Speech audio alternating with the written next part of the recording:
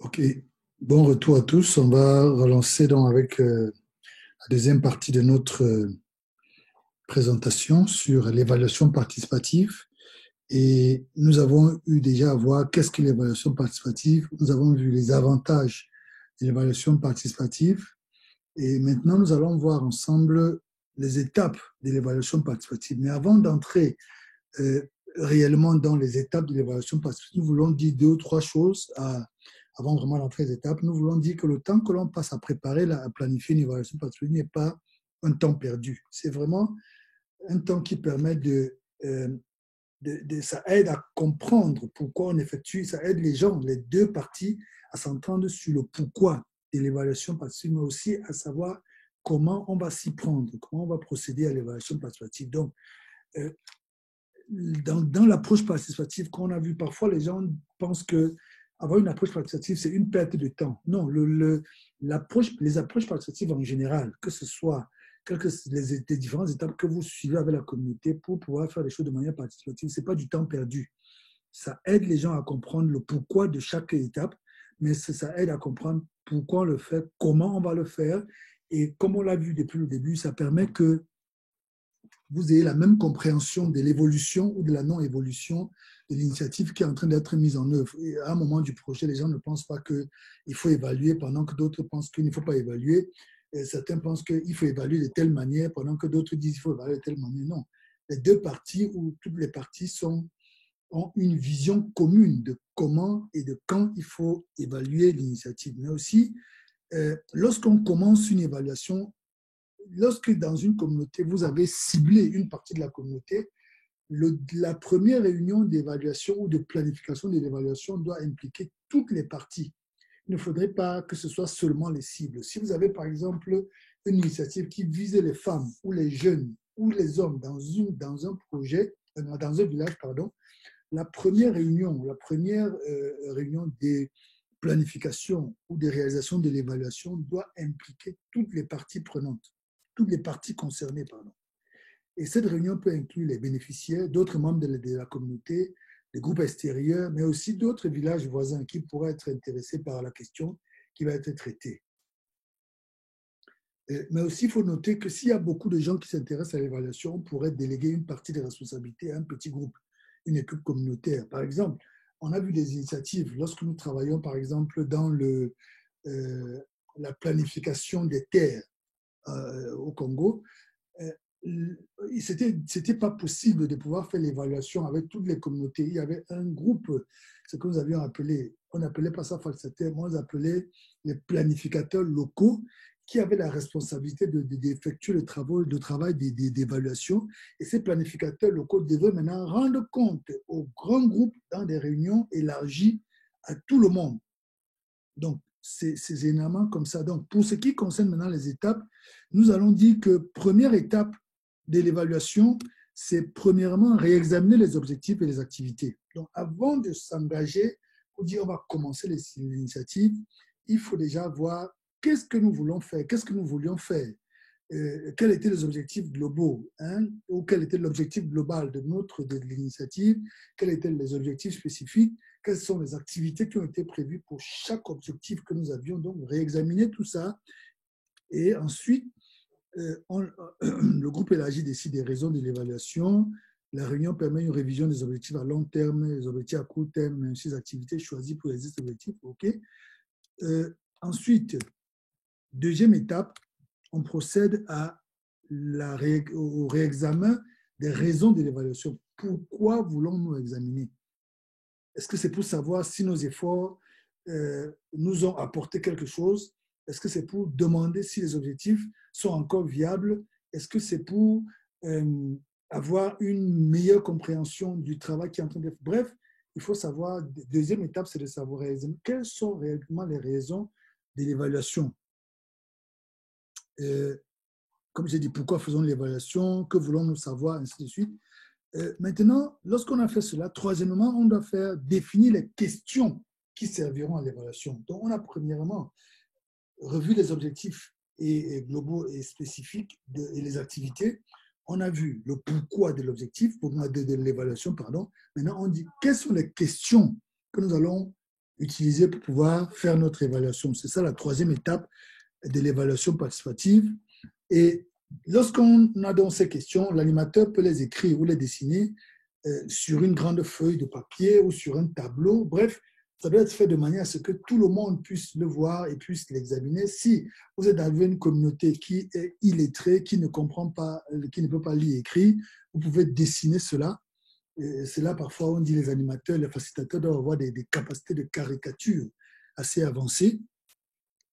Mais aussi, vous pouvez aider, demander à la communauté à représenter cela par des éléments de la nature qu'ils comprennent bien et qu'ils peuvent interpréter facilement. Le groupe devrait donner son accord à chaque question. S'il y a beaucoup de questions, on peut maintenant les classer par objectif, par activité, on peut les classer de manière, par ordre d'importance.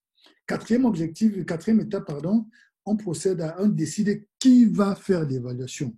Donc, comme on l'a vu, l'évaluation doit être facilitée par les acteurs extérieurs, mais dans la communauté, on a dit ça peut être fait par un groupe élargi, ça peut être fait par un groupe réduit. Tout cela doit être décidé, la composition de l'équipe d'évaluation doit être décidée par toute la communauté. Et ensuite, lorsque on a fait cela, on décide, on a dû dire qui va évaluer. Donc ça, c'est la quatrième étape qui continue, où on dit, par exemple, que si vous avez dans un groupe, dans une communauté des minorités, il faut s'assurer, vous pouvez par exemple faire en sorte que les membres de cette minorité fassent à tout prix partie de l'évaluation, de manière à ce que leur voix soit également écoutée, leur voix soit prise en compte. Le groupe cible peut également décider de qui va recevoir les résultats de l'évaluation. Donc, il y a une question, je pense. Je vais voir. Comment? OK. Donc, notre ami demande que je revienne un peu sur la troisième partie. OK.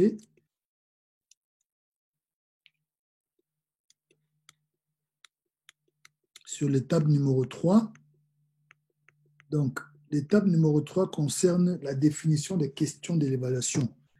Donc, lorsque vous voulez faire une évaluation, il y a des questions qui doivent être posées, dépendant de l'activité, dépendant de l'initiative. Il y a des questions qui doivent être posées. Donc, je vais vous donner donc l'opportunité d'intervenir ici. Je vais ouvrir les micros de tout le monde et vous pourrez intervenir. Parce que ici, on peut passer quelque temps en mute all. Donc, je vous donne la possibilité, prenez un exemple et donnez-nous quelles peuvent être les questions qui peuvent servir à l'évaluation ici. Aurélie.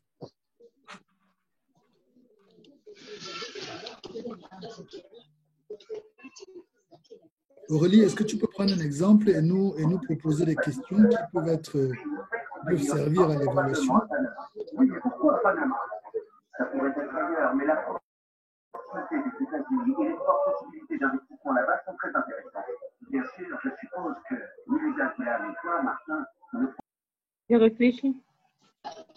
Ok, pendant qu'Aurélie est en train de réfléchir, est-ce que Didier peut nous prendre un exemple? Bon, moi, je peux dire, par exemple, si j'ai un produit que j'ai lancé sur le marché, maintenant, je voulais faire l'évaluation, par exemple, je peux dire l'évaluation à mi-parcours pour savoir, bon, quand le produit, je me dis, je conçois une application, par exemple, pour gérer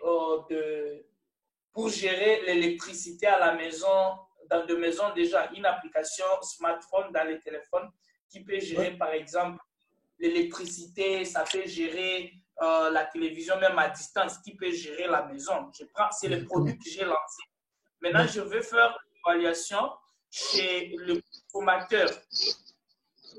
La première des questions que je vais parmi les questions que je vais poser, bon, je ne donne pas à l'ordre, je ne donne pas vraiment l'ordre des questions.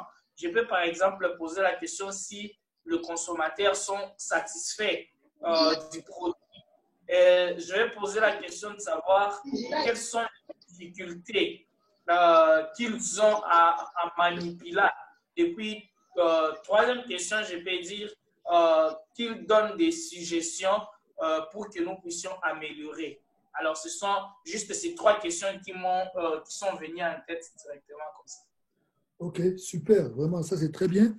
Je peux ajouter que sur cette application, vous pouvez dire quel est le taux d'utilisation. Donc, je veux savoir, après 3 mois, quel est le taux d'utilisation dans mon groupe cible. Combien de personnes sur peut-être 40 000 ou 20 personnes que j'avais interrogées au début, combien de personnes utilisent l'application après 3 mois. Il y a beaucoup d'autres questions. On peut dire quel est le taux quel est par exemple le taux de réussite, comme tu as dit, le taux de satisfaction de mes utilisateurs. Est-ce que la satisfaction est à 100% ou à 80% ou à 20%? Bref, ça, c'est des questions qu'on peut se poser lorsqu'on a développé un produit comme une application. Très, très bien, Didier. Matiti Jean-Claude, est-ce que tu peux nous prendre l'exemple et nous proposer également des questions que nous pouvons avoir pour une évaluation? Oui, comme question à moi, je pense directement lorsqu'on veut, par exemple, ériger un espace sous forme de réserve, par exemple, une aire protégée de la communauté, dont l'objectif était de minimiser la pression anthropique sur les ressources qui sont, par exemple, en voie d'extinction. Okay. Par exemple, ce sont des ressources halieutiques pour protéger les zones de frayère d'eau.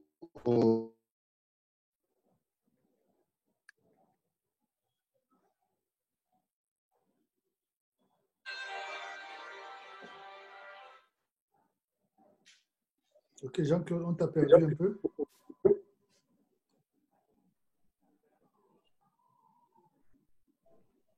Ok, pendant que Jean-Claude est en train de revenir, Freddy, tu peux nous donner ton exemple et les questions qu'on pourrait poser?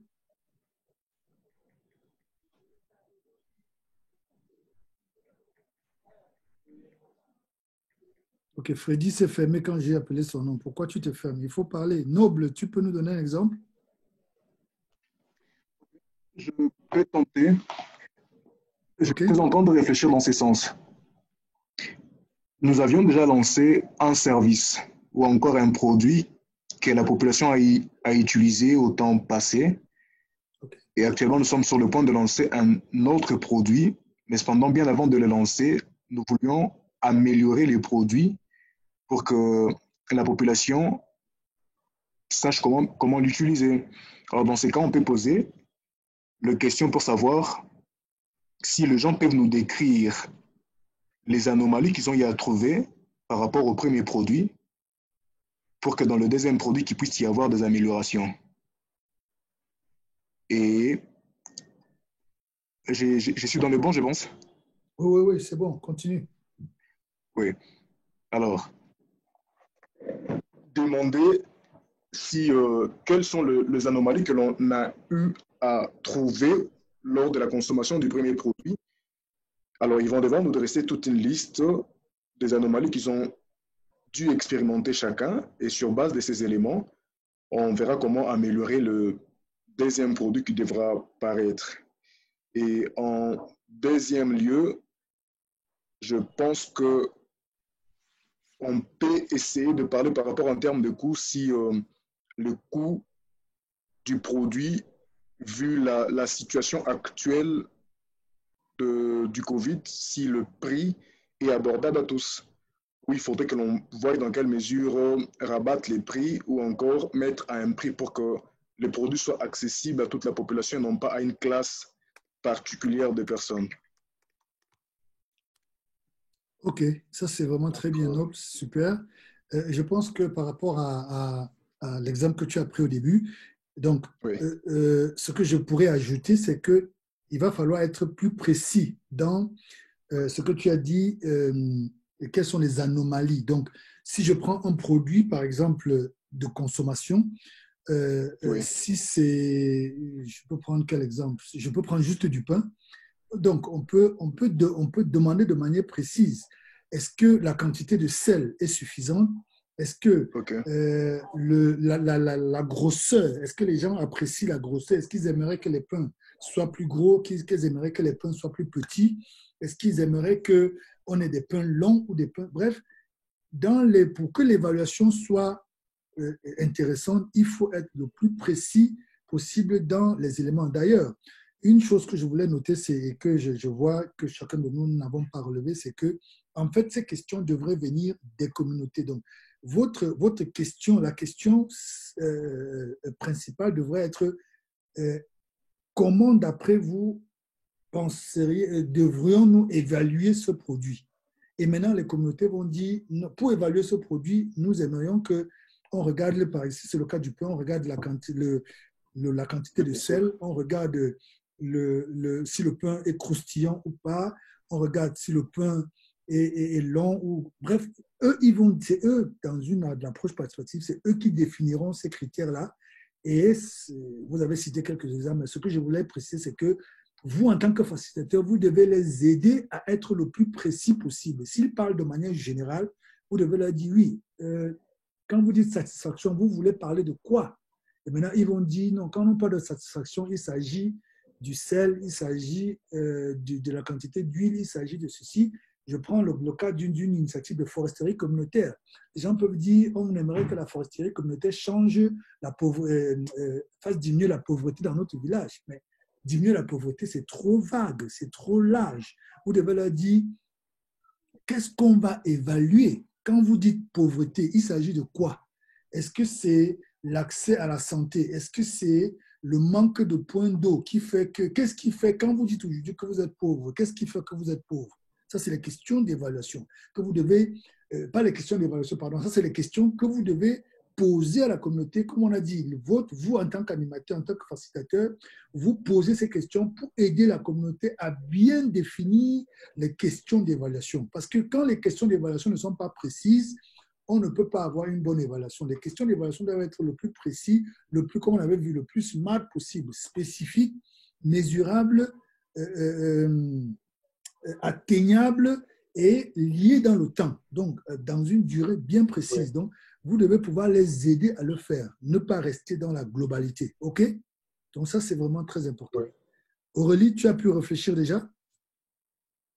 Oui, je prends le cas d'un projet qui vise à accorder un meilleur accès aux terres agricoles par les femmes afin de réduire les inégalités notées dans la localité. OK. Et les questions qui peuvent être posées pour l'évaluation sont les suivantes. Quelles sont les superficies supplémentaires allouées aux femmes depuis le début du projet? OK. Quelle est l'utilisation? Quels enfants? Comment est-ce qu'on juge cette utilisation par rapport à celle des hommes? Est-ce que les femmes arrivent à rentabiliser les espaces? Sinon, pourquoi? Qu'est-ce qui n'a pas marché et qu'est-ce qu'il faut pour que ça marche? OK.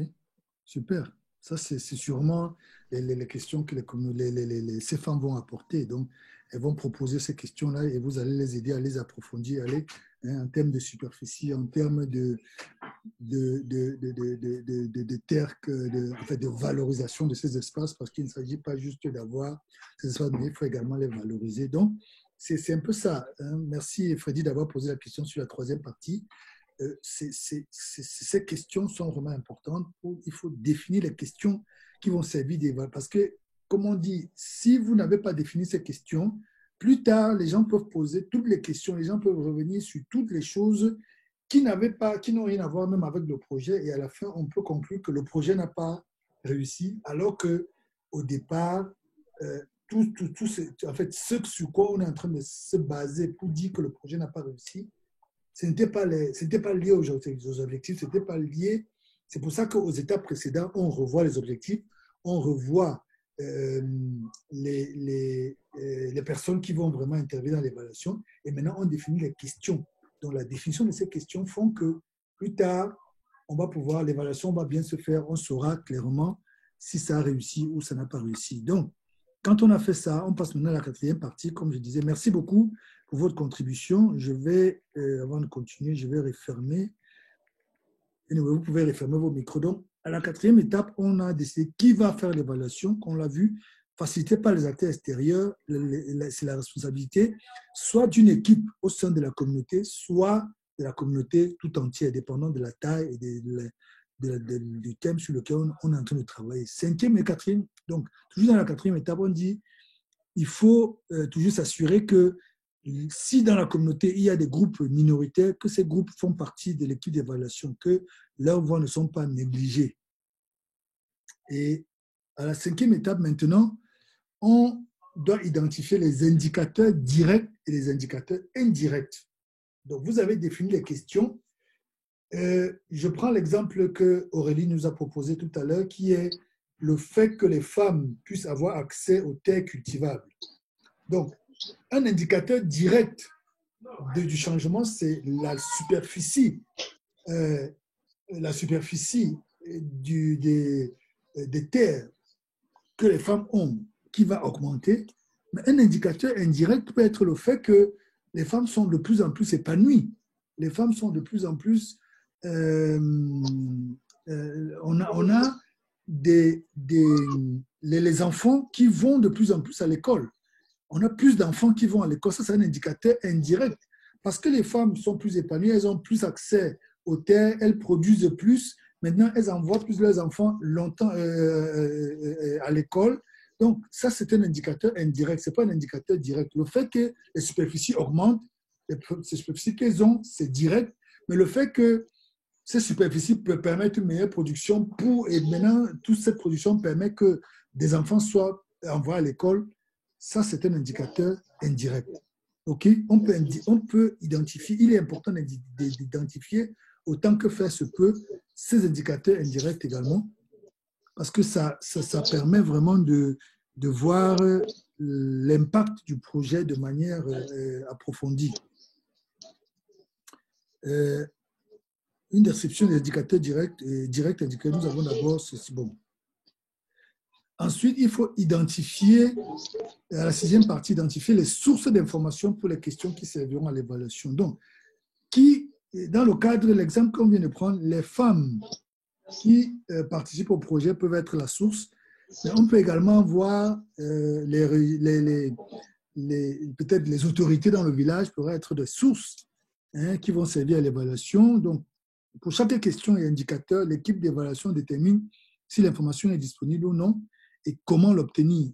Il se peut que certains renseignements ne soient pas disponibles et qu'une forme non analysée, et il faut faire des efforts pour les interpréter. D'autres renseignements ne seront peut-être pas directement disponibles, il faudrait aller les chercher soi-même. J'ai un problème de réseau qui demeure instable jusqu'ici à cause de la situation du réseau. Dû à la publication des résultats de l'examen d'État, toutes les excuses. Non, sans problème, Jean-Claude, on avait suivi l'essentiel de ce que tu disais et on est ensemble. Donc,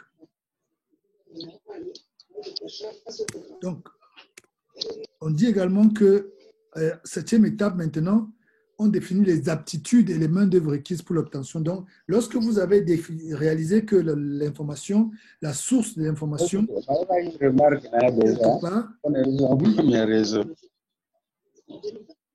Dans la privatisation des actifs, selon le responsable, l'État prévoit que toutes les entreprises du programme entament leur processus de privatisation d'ici 2022, c'est-à-dire que le processus de privatisation de 195 actifs soit lancé pendant cette période. OK. Donc, on a compris ça. Je disais qu'en septième étape, il faut définir les aptitudes et les main-d'œuvre. Quelles sont les aptitudes requises pour l'obtention de l'information qui vont nous permettre d'évaluer? Par exemple, vous pouvez avoir une question qui est liée à l'agriculture. Vous voulez voir un peu, évaluer vous avez mis en place un projet qui a pour objectif d'améliorer la fertilité des sols, peut-être en apportant un type d'engrais ou en apportant un type d'engrais naturel ou artificiel. Donc, peut-être pour évaluer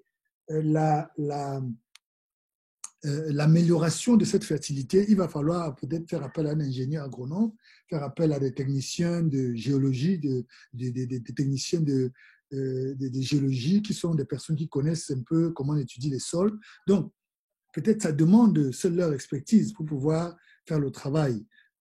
Donc, dépendant de la question, parfois on a besoin d'une expertise extérieure. L'équipe d'évaluation doit déterminer quelles sont les aptitudes, les ressources qui lui sont accessibles. Elle peut poser les questions suivantes. Quelles ressources avons-nous besoin? Quelles ressources avons-nous déjà? Quelles ressources pouvons-nous développer? Et aussi, quelles sont les autres ressources dont nous devons aller chercher ailleurs? Donc, la 9e étape maintenant, c'est décider qui va effectuer la collecte de l'information. Est-ce que, comme c'est une équipe, lorsqu'on connaît les dates précises, la durée, les aptitudes requises, on peut déléguer les tâches à des individus ou à des petits groupes de travail. Donc, voilà ce que nous pouvons dire par rapport à l'évaluation participative. Et à la fin, donc, il faut analyser et présenter les résultats.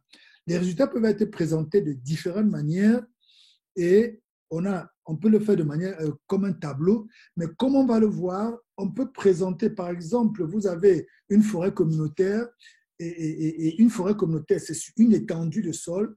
Vous pouvez présenter ça sous forme de carte. C'est pour ça que dès mercredi, nous allons introduire l'utilisation de QuantumJS, qui est un logiciel de cartographie qui va nous permettre d'apprendre une des façons de présenter les résultats d'un travail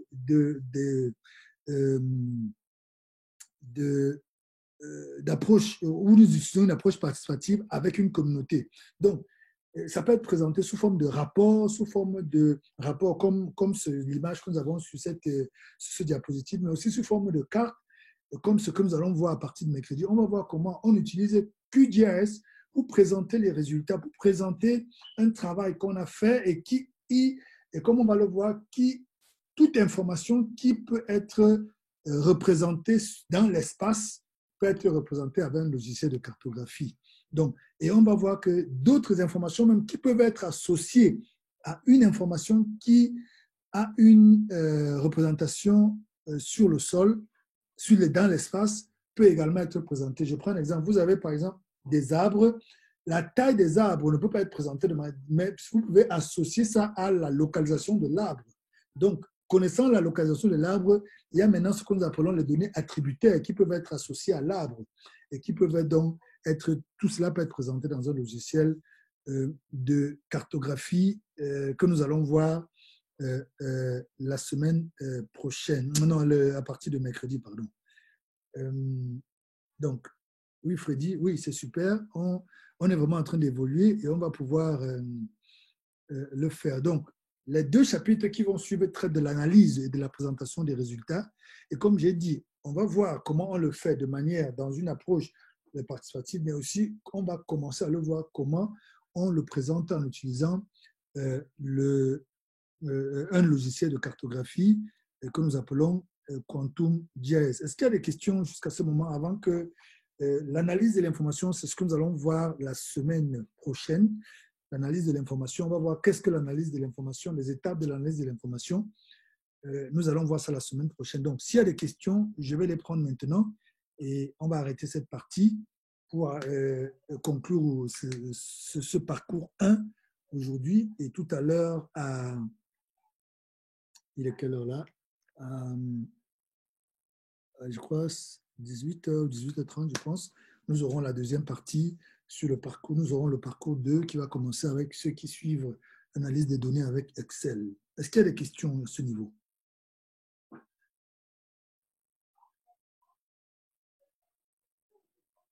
Est-ce que vous avez des questions, s'il vous plaît?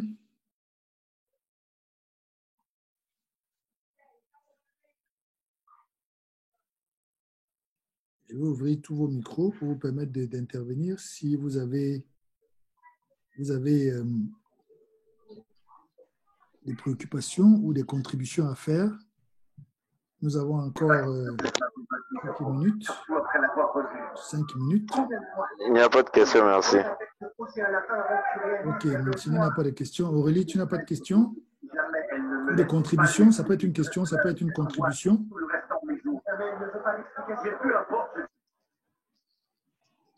Non, pour le moment, non. Ok. Noble? Pour savoir si nous aurons droit à ces manuels de formation, ce serait possible de nous les faire parvenir? le manuel de formation, j'avais indiqué le lien vers le manuel. Je vais le faire encore. Et Ok. sauf si vous parlez du PowerPoint. Vous voulez parler du PowerPoint? Oui, du PowerPoint, ouais. Du Power ou bien tous les documents apparents. Ok, le PowerPoint, je peux le mettre en ligne et vous le faire parvenir le lien vers le PowerPoint. Mais pour ce qui est du document de Ok. base que j'utilisais pour cette présentation, j'avais Oui. indiqué avant, mais je peux vous renvoyer cela. Ok. Merci d'avance. Ok, est-ce qu'il y a d'autres préoccupations? Didier, est-ce qu'il y a des préoccupations?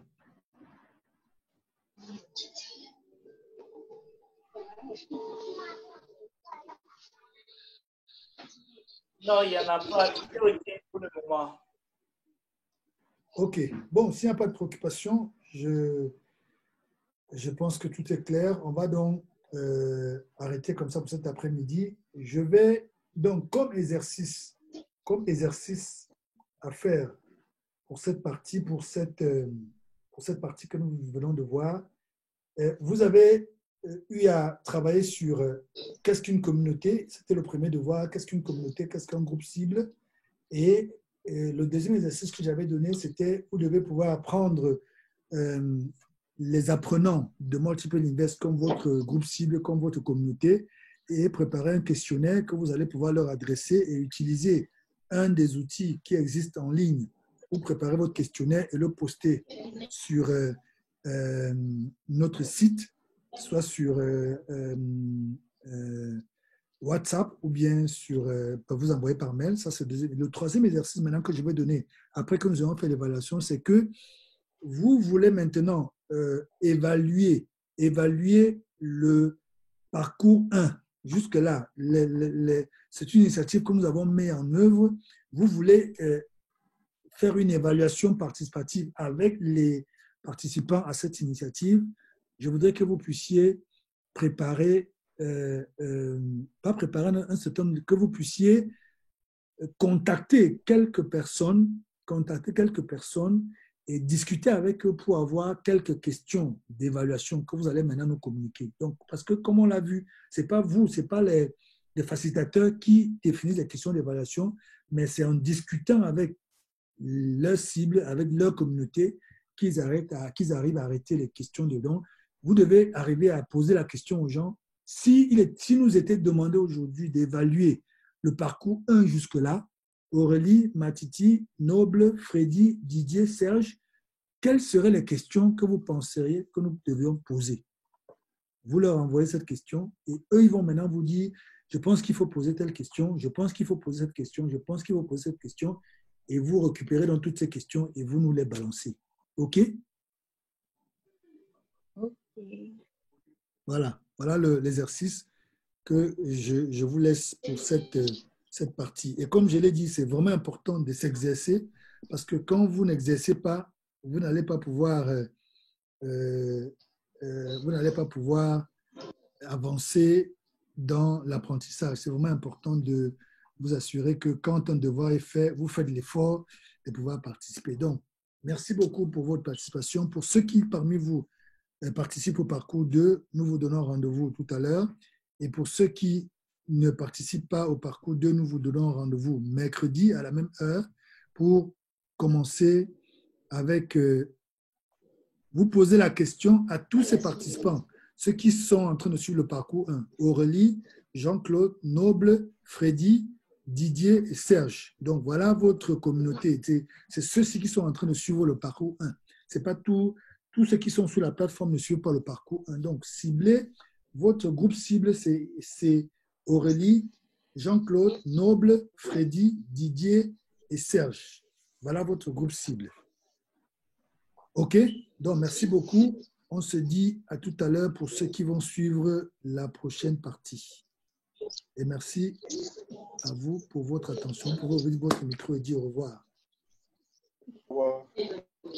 Au revoir. Au revoir. Au revoir. Au revoir. Au revoir, à la prochaine. Bye bye.